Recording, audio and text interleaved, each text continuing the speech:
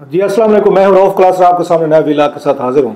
आज दो बड़े तकरीरें हुई हैं या दो बड़ी गुफ्तगूएं हुई हैं और बड़ी इंटरेस्टिंगली साबिक प्राइम मिनिस्टर इमरान खान साहब ने बातें की हैं और उन्होंने जनरल यासिर मुनीर साहब के हवाले से गुफ्तगू की और बड़ी ओपन और बड़ी डेयरिंग गुफ्तगू की, दबंग जिसको आम अल्फाज में कहते हैं। और उन्होंने भी आज आर्मी चीफ ने भी एक तकरीब थी, नौजवानों को यूथ को बुलाया गया था, यूथ कन्वेंशन था, वहाँ पर उन्होंने भी इमरान खान साहब को कुछ सुनाई है और कुछ उन्होंने बातें की हैं। एक तरह के उन्होंने जवाबी वार किया है डायरेक्ट, मतलब पहली दफ़ा हमने देखा कि इमरान खान और आर्मी चीफ जो है ना बरह रास्त एक दूसरे को उन्होंने रिस्पॉन्ड किया, एक दूसरे पे उन्होंने बरह रास्त वो जो गुफ्तगू है वो उन्होंने की है। और बड़ी मतलब इंटरेस्टिंग चीज़ें हैं जो इमरान खान साहब ने कही हैं, जनरल फैज़ के हवाले से, मलिक रियाज के हवाले से, मनी लॉन्ड्रिंग के हवाले से, अपने ओपन ट्रायल के हवाले से, काजी फैज़ ईसा साहब के हवाले से, बड़ी डिटेल से कम्प्रीहेंसिव उन्होंने तमाम। आपको पता खान साहब जब उस फुल स्पीड के साथ जाते हैं तो फिर वो किसी स्पीड ब्रेकर पे रुकते नहीं है, फिर सबको ही कवर कर लेते हैं। तो आज उन्होंने वो कवर किया है और आसिम मुनीर साहब को उन्होंने एक दफ़ा फिर डिक्लेयर किया है कि जनाब कि उनका अगर कोई मसला चल रहा है या वो जेल में बैठे हुए हैं इन ए वे, तो वो इन्हीं की वजह से बैठे हुए हैं, जनाब आसिम मुनीर साहब की वजह से बैठे हुए हैं। और मतलब रेंजर्स की गिरफ्तारी, उन्होंने रेंजर्स का बास कौन है, रेंजर ने मुझे कैसे गिरफ्तार किया, तो इसका बास कौन है, सबको पता है बास कौन है, मैं वज़ीर आज़म रहा हूँ, मुझे पता है। सो ही नोज एवरीथिंग। और उन्होंने एक तरह का डायरेक्ट जो है मतलब नाम लिया बगैर आसिम मुनीर साहब पे डाला उन्होंने। इससे पहले आसिम मुनीर साहब को वैसे भी कह चुके हैं कि पाकिस्तान में जो कुछ भी होता है आर्मी चीफ करते, बल्कि एक तो उन्होंने कहा था पाकिस्तान के हालात जितने भी ख़राब हैं ये सारे जनरल आसिम मुनीर साहब की वजह से हैं। सो उस पर तो मैं आता हूँ कि इमरान खान साहब जो हैं उन्होंने क्या गुफ्तगू की है और फर्दर उन्होंने जवाब उन्होंने जो दिए हैं उससे बेहतर जो एक आज मतलब इंटरेस्टिंग इवेंट था जो मैंने कहा कोइंसिडेंट हुआ है कि इमरान खान साहब और इनका जनाब आसिम मुनीर साहब का आपस में जो उन्होंने ट्रेड ऑफ वर्ड्स किए हैं वो बड़े इंटरेस्टिंग हैं। कि जनाब आसिम मुनीर ने पहली दफ़ा मैं समझता हूँ कि इस तरह ओपनली उन्होंने बात की है कि जनाब वो किधर हैं जिनका बयाना था कि पाकिस्तान डिफ़ॉल्ट कर जाएगा। Again he was referring to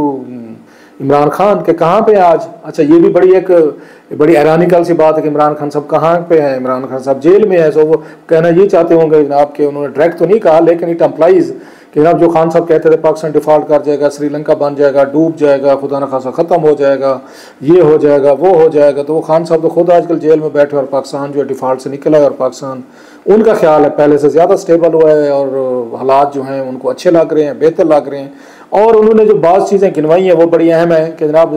जिन लोगों को अपने मुल्क की कदर नहीं है या अपनी फ़ौज की कदर नहीं है तो वो देख लें जनाब अफ़गानिस्तान से लेकर लीबिया, इराक, शाम या गज़ा, कश्मीर, उन लोगों से आज़ादी का पूछें कि जनाब वहाँ पर क्या,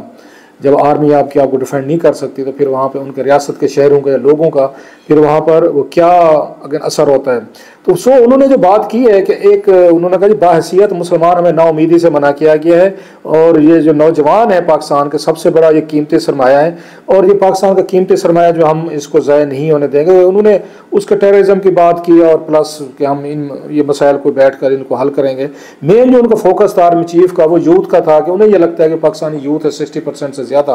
वो इस वक्त हमारे रियासत के लोगों के साथ वो अपने को अलाइन फील नहीं करती, अपने आप को वो इंटीग्रेट वो फील नहीं करते, उसको पाकिस्तान का फ्यूचर को इतना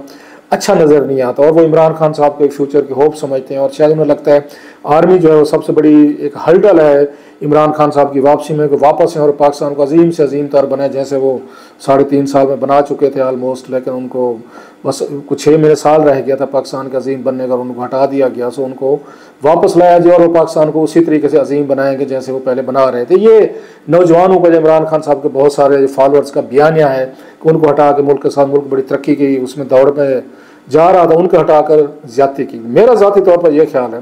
कि लोगों को इमरान खान साहब के हटने का इतना अफसोस नहीं था, जो मेरी राय है, और ना इमरान खान साहब की हुकूमत इतनी काबिल हुकूमत थी। हमने बड़ा करीब से देखा, स्कैंडल भी थे, चोरियाँ, डाके,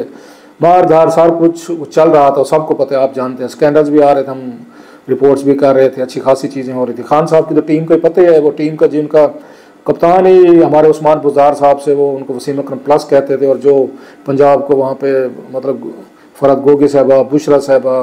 गुज्जर साहब, फिर बुज़दार साहब जिस तरह के चला रहे थे, सूबे 5-5, 6-6 दफ़ा IG चेंज हो रहे हैं और फिर आपके चीफ सेक्रेटरी चेंज हो रहे हैं, फिर 300-400 दफ़ा तो डिप्टी कमिश्नर चेंज हो गए 3-3, 6-6 महीने दिहाड़ियों पे। वो सारी चीज़ें हमें पता है, फेडरल हुकूमत में हमें पता है कितने काबिल बास हुआ। 2-3 लोगों को छोड़कर कोई आपको कैबिनेट में लोग नज़र नहीं आते थे कि जो इस काबिल हों कि मुल्क को चला सके। इमरान खान साहब के मैं खुद उनको करीब से देखा है, उनकी गवर्नेंस को भी रिपोर्ट किया हुआ है, उनमें भी इतनी कैपेसिटी नहीं थी कि वो मुल्क को चला सकते हैं, या वो उन्होंने वो इंटरेस्ट रखी ही नहीं है। उनका फोकस ही डिफरेंट था कि हमने अपोजिशन या अपने मुखालफिन है इनको पहले वो कहते हैं ना ये पंजाब में तुन के रखना है और इनको हमने सांस नहीं लेने देना और इनको हमने जेलों में डालना है, जिसकी वजह से उनका फोकस इधर रहा गवर्नेंस या उसकी तरफ वो नहीं गया, जिसका नतीजा ये निकला कि बड़ी तादाद में लोग उनसे वो हुए थे, डिसइंटरेस्टेड हुए थे उनकी हुकूमत पावर में। और आर्मी ये समझी कि ये बोझ बैगेज जो है ना हमारे लिए बनता जा रहा है, कि हम ही लाए थे, जनरल बाजवा लाए थे या सारे लोग लाए थे। खैर उसका नतीजा ये हुआ कि जब इन्होंने हटाया और उनकी जगह जिन लोगों को लाया, लोग उससे रिएक्ट किया है, ये मेरा ख्याल है। और बहुत से लोग भी ये बात मानते हैं कि उनका ये ख्याल था कि ना इमरान खान को हटा रहे तो इनसे बेहतर लोग लाते। अगर आपने वही नवाज शरीफ, जरदारी, बिलावल, हमजा, वही इन्हीं लोगों को लाना था और वही पुरानी लीड जो मतलब 1 महीना पहले जेलों में पड़ी थी करप्शन चार्जेस पे, उनको वापस लाया और उनके हवाले आपने मुल्क किया, जिनको 2018 में आपने उनकी छुट्टी करवाई थी कि जनाब ये जो इस मुल्क के डॉकू चोर हैं, उन्हीं डॉकू चोरों को दोबारा लाए। इमरान खान ने उसको कैश करवाया बड़े अच्छे तरीके से कि मुझे हटाना था तो मेरी जगह को अच्छे नेक लोग लाते, अगर आपने दोबारा उन्हीं लोगों को लाना था तो फिर सो वो नैरेटिव कामयाब हुआ, हिट हुआ। और फिर खान साहब ने दरमियान में अमेरिका को लपेट लिया, फिर यूरोप को लपेट लिया, फिर यूरोपियन यूनियन आ गई, ब्रिटेन आ गए, गुलाम थोड़े हैं, तो इस तरह की चीज़ें हैं। तो खान साहब बाशो वो ऊपर चले गए। जो फिर मैं कह रहा हूँ कि उसके इनके पास जो 18 महीने थे पीडीएम के पास, वो डिलीवर नहीं कर सके। फिर बाद में अभी भी इनको 8-9 महीने हो रहे हैं, तो उन्हें फील होता है कि वो रिलीफ जब तक नहीं आएगा, जो बिजली गैस की कीमतें कम नहीं होगी, पेट्रोल की कीमतें कम नहीं होगी, डॉलर का रेट नीचे नहीं आएगा, तो लोगों को महंगाई या ये इश्यूज वो हिट करते रहेंगे और वो इमरान खान साहब को रोमांटिसाइज वो करते रहेंगे। हालांकि मेरा ये ख्याल है कि खान साहब अगर 6 महीने साल मजीद रह जाते, मैं इससे आगे कुछ नहीं कहना चाहता, बहुत से लोगों को दिल टूट जाते तो पाकिस्तान के साथ क्या हशर होना था। सो आज वो वही बात तो उन्होंने टांट की है आर्मी चीफ ने कि खान साहब ने तो बयान बनाया हुआ था, नाम नहीं लिया, फिर मैं कह रहा हूँ, बट ऑब्वियसली वो किन की बात कह रहे थे। तो फिर उन्होंने एक तरह का यही बताया कि भाई साहब आपने तो बड़ी कोशिश की, हम नाकाम हूँ और हम यहाँ पर मुल्क जो है उसमें कोई अफरा तफरी फैले या स्टेबिलिटी ना आए, लेकिन देन वी हैव मैनेज्ड, ये उनका था। मैं ज़ाती तौर पर मेरी राय पर इमरान खान साहब पे भी आता हूँ कि उनका क्या जवाबी वो ना शिकवा जो है, तो उनका आपस में जिन्होंने शिकवा आज एक दूसरे के साथ किए हैं, तो उनका भी एक अलहदा, उन्होंने भी बड़ा डेयर किया। वो चाहते हैं कुछ चीज़ें कि आसिम मुनीर साहब को मज़ीद गुस्सा दिलाया जाए। आजकल खान साहब की कोशिश है कि जनाब आसिम मुनीर साहब को गुस्सा दिलवाया जाए, गुस्सा दिलवा के कुछ ऐसे काम किए जाएँ जिसके बाद वो कोई लूज़ बॉल करें, कोई उनसे कोई गलती हो, ब्लंडर हो, जिसका वो फ़ायदा उठा सके। मुझे ये लगता है कि खान साहब की पूरी पिछले 3 से 6 महीने की कंसिस्टेंट उनकी एफर्ट है, जिस तरह के बयान दे रहे हैं, बड़ा पर्सनल हिट भी कर रहे हैं, उनका वो यही है कि आसिम मुनीर को गुस्सा दिला के कोई उनसे कोई ऐसी चीज़ कहलवाई जाए, कराई जाए जिसका खान साहब को बेनिफिट हो, या पूरे का पूरा सिस्टम जो है ना धड़ाम से नीचे जाए। खान साहब तो जेल में चले गए, इससे ज़्यादा आगे क्या जाएंगे, जितना जाना था जा चुके हैं। लेकिन एक फियर है उनके जहन में, मुझे लग रहा है कि खान साहब थोड़े से खौफज़दा लग रहे हैं मिलिट्री ट्रायल से, लिहाजा जो आज उन्होंने बात की है कि जनाब के इससे दुनिया भर में क्या तसर जाएगा कि पाकिस्तान के साबिक़ वज़ीर-ए-आज़म का मिलिट्री ट्रायल किया गया है। सो उन्होंने एक तरह का अब ये उनको मैसेज भेजने की कोशिश की कि मेरा ट्रायल किया गया तो पूरी दुनिया में आपकी बदनामी होगी कि देखें पाकिस्तान में एक जो साबिक़ प्राइम मिनिस्टर था उसका मिलिट्री ट्रायल किया गया। भुट्टो साहब को जैसे आप ऑलरेडी पता है उनको फांसी दी गई थी जनरल ज़िया के दौर में, वो अभी तक उसके वूंड जो हैं वो नहीं हील हुए। सो खान साहब एक तरह का वही मैसेज देने की कोशिश कर रहे हैं कि और प्राइम मिनिस्टर के साथ आप ये हशर करना चाहते हो, फेयर एनफ ओपनली करें। खैर मैं आता हूँ उस पर खान साहब पे जो आज वहाँ पे वो तकरीर है, जिस तरह शहबाज शरीफ साहब का स्टाइल है वो तो बिल्कुल मतलब है कोई इतनी, इस बात पे अब नवाज शरीफ साहब को थोड़ी सी आपको अप्रिशिएट करना पड़ेगा, कम से कम वो इस तरह लेट नहीं जाते थे। वो एक लोग उस पर तनकीद भी करते थे, उनकी नेगेटिव साइड भी थी, पॉजिटिव साइड भी थी कि वो डट जाते थे आर्मी जनरल से, आर्मी चीफ से, वो डिक्टेशन नहीं लेते थे, वो इस तरीके से खुशामदे भी नहीं करते थे, इस तरह की तकरीरें भी नहीं करते थे, सिपह सलार और उसके आगे जो वहाँ पे आप उस ऑब्जेक्टिव लगाते हैं या उसमें जो नए नए लफ्ज़ लगाते हैं, शहबाज शरीफ साहब कर सकते हैं, कोई और प्राइम मिनिस्टर इस तरीके से मुझे तो याद नहीं पड़ता किसी प्राइम मिनिस्टर ने आर्मी चीफ को साथ बिठाकर इस तरह की उनकी शान में तारीफ़ें की। चले तारीफ़ें कह देते, खुशामद शायद सख्त लफ्ज़ हो जाएगा, तारीफ़ कह देते हैं कि तारीफ़ें की और उन्होंने आगे से सुनी और अप्रिशिएट किया होगा कि जनाब के हमारे सिपह सलार जो हैं कितने इनमें इतनी फलां खूबीज़ हैं वो सारी जगह पे। लेकिन वही वाली बात, ऐसी गुफ्तगू आपको माजी में किसी प्राइम मिनिस्टर से सुनने को नहीं मिलती। ये तो हाँ खान साहब भी करते थे, फिर आप कहेंगे खान साहब आगे, खान साहब भी जनाब बाजवा साहब की तारीफ़ करते थे, लेकिन इस लेवल की खैर वो भी नहीं करते थे जिस लेवल के शहबाज शरीफ साहब, उनको इसमें बीट कर दिया उन्होंने इमरान खान साहब को। वो तो खैर कहते थे कि उनका पहला टाइम था, उनका पहला चांस था। तो अब शहबाज शरीफ साहब को समझ नहीं आ रही कि कैसे मैं जनरल साहब को जो है उनको पाकिस्तानी तारीख का सबसे ज़्यादा अहम जर्नल साबित कर दूँ। और मेरी जो इसमें राय थी मैं पहले भी दे चुका हूँ, मेरा ख्याल है आर्मी चीफ को इस तरह की पब्लिक मीटिंग जो हैं प्राइम मिनिस्टर के साथ नहीं करनी चाहिए, और इस तरह की तकरीरें जो हैं ये उसका उनको बैकफायर होंगी। ये पहले भी जनरल बाजवा साहब ने भी ये गलतियाँ की थी, मैं बार बार रिपीट कर रहा हूँ, और आप भी देखिएगा कभी, मतलब आई विश के मैं गलत साबित हूँ, वो कहते हैं हमारे मुंह में खाक, लेकिन जब आप पैटर्न एक जैसे हों, हालात एक जैसे हों, और फिर वो तकरीरें एक जैसी की जा रही हूँ, तो फिर उसका रिजल्ट ये मुमकिन ही नहीं है कि रिजल्ट कोई डिफरेंट है। जब आप इस तरह की पब्लिक तकरीरें करेंगे बाज़ पॉलिटिकल इश्यूज़ पे, जैसे आज उन्होंने कहा जनाब किधर है वो, उनका बयान किधर गया है, वो जो कहते थे पाकिस्तान डिफ़ॉल्ट कर जाएगा, आजकल वो खुद कहाँ है, और that's a political statement definitely, ये बयान उनको देना चाहिए, शहबाज शरीफ साहब को देना चाहिए, तो वो कहें। आर्मी चीफ जब कहेगा तो फिर इट मीन्स कि ही इज टेकिंग ओनरशिप, वो जो भी इस वक्त हो रहा है ठीक है, आप कहेंगे लोगों को पता है सारा जनाब कि आर्मी जो है इस वक्त एक हाइब्रिड सिस्टम है, एक्टिवली वो चला रही है सिस्टम को, सारे वही बैठे हैं चाइना के साथ, सऊदीज़ के साथ, दुनिया भर में जो भी ऐसे SIFC, सॉरी मैं उसको रिपीट कर रहा हूँ, तो ये जो है जो उन्होंने इन्वेस्टमेंट के लिए ये काउंसिल बनाई हुई है, उसका भी सारे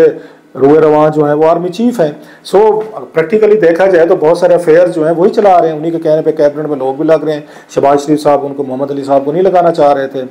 एनर्जी के जो अभी वो लगे हैं, क्योंकि उन्होंने मोहम्मद अली साहब ने इनका बड़ा कच्चा चट्टा खोला था IPPs का, सो रेजिस्ट कर रहे थे शहबाज शरीफ साहब, उनके पॉलिसीज़ को तो उन्होंने तनकीद की थी अपने रिपोर्ट में, लेकिन आर्मी चीफ के इंटरवेंशन पे उनको लगाया गया और अब वो IPPs के साथ बातचीत भी कर रहे हैं। सो वो सारे काम करवा रहे हैं और शहबाज शरीफ साहब उनको अप्रिशिएट किए जा रहे हैं। वजह वही है कि इमरान खान साहब के साथ जहाँ आर्मी चीफ ये समझते हैं कि इस वक्त आर्मी इनको ज़रूरत है, एक पॉलिटिकल हुकूमत को नज़र आना चाहिए कि आर्मी इनके साथ खड़ी हो, ताकि इमरान खान या दीगर जो लोग समझते हैं जनाब के पास कल परसों कुछ होने वाला है, कोई टेक्नोक्रेट आने वाले हैं, कोई चेंज आने वाली है, तो ये मैसेज जो है उन तक पहुँच जाए कि हम फ़ौज जो है मौजूदा क़यादत वो इस वक्त सियासी हुकूमत के साथ खड़ी हो। शहबाज शरीफ भी इसी चीज़ को कैच करा रहे हैं, इमरान खान साहब और कंपनी या इमरान जरदारी साहब और दीगर लोगों को मैसेज दे रहे हैं कि भाई साहब इधर उधर ना देखें, आर्मी हमारे साथ खड़ी हो। सो दोनों को ज़रूरत हो सकती है इस वक्त के ये मैसेजिंग दोनों को इकट्ठे देनी चाहिए, लेकिन उसका नुकसान ये होता है कि अगर फेलियर्स होती हैं हुकूमत की, जो ऑफ कोर्स होती हैं पाकिस्तान जैसे मुल्क में पॉलिसी लेवल पे आप डिलीवर नहीं कर पाते जितने लोगों की तवक्कुआत होती है, तो फिर सारा मलबा आप पे भी गिरता है, फिर आपकी इंटरवेंशन को बहाना वजह से इमरान खान साहब आजकल बार बार जनरल बाजवा पे अटैक करते रहते। क्यों करते रहते? क्योंकि जनरल बाजवा साहब सहाफ़ियों से मिलते थे, हर हफ्ते बुला लेते थे, फिर इसके बाद वो बहुत सारे सफ़ीरों से मिलते थे, बहुत सारे डिप्लोमेट्स हैं उनसे मुलाकातें करते थे, और सबको पता, फिर प्रेस रिलीजेज आती थी, फ़ोटो आते थे। लिहाजा जब इमरान खान ये कहते हैं कि सारी हुकूमत की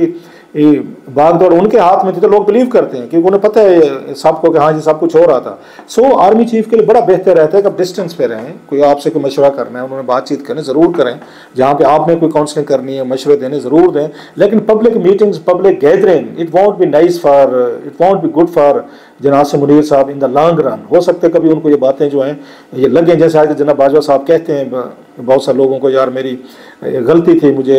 एक्सटेंशन नहीं लेनी चाहिए थी, मुझे फलां काम नहीं करने चाहिए थे। खान साहब भी कहते हैं कि मुझे एक्सटेंशन जनाब बाजवा साहब को नहीं देनी चाहिए थी। सो इसी तरह बंदा बाद में रिग्रेट्स करता है। खैर ये तो उन्होंने टांट किया, उन्होंने आज खान साहब को सुनिए, खान साहब ने दूसरी तरफ और लहजे से कहूँ जी बिल्कुल जनरल फैज मुझे क्या ये फ़ायदा दे सकते थे जब रिटायर हो गए, सर्विंग जनरल तो दे सकता है, रिटायर वाला मेरे साथ क्या फ़ायदा दे सकता है। और प्लस वो कह रहे हैं जी उनको ओपन ट्रायल करें ताकि लोगों को पता चले। अब उन्हें ये पता है कि ओपन ट्रायल में अगर गए तो जनरल फैज कुछ भी कह सकते हैं लाइव में, फिर तो लोग सुन रहे होते हैं। सो उन्हें इस बात का अंदाज़ है कि फ़ौज कभी भी रिस्क नहीं लेगी कि ओपन ट्रायल किया जाए। और खान साहब इसी बात को बयाने को बढ़ाते जाएंगे, जनाब अगर कुछ आपने छुपाना नहीं है, आप बिल्कुल साफ हैं, हाथ आपके शफाफ हैं, तो उनको करें, सामने आए और उनको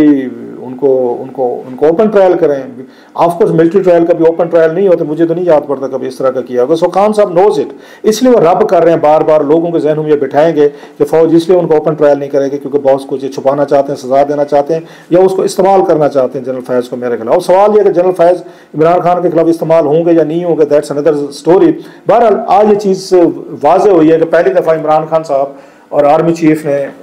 मतलब वॉर ऑफ वर्ड्स में वो इन्वॉल्व हुए हैं, एक दूसरे को कुछ उन्होंने बातें जो है ना उन्होंने सुनाई हैं, और मुझे लगता है आने वाले दिनों में ये पेस जो है ना इस तरह के बयानात की दोनों साइड से ये बढ़ेगी। उसके नतीजे क्या निकलेंगे देखते रहेंगे सर।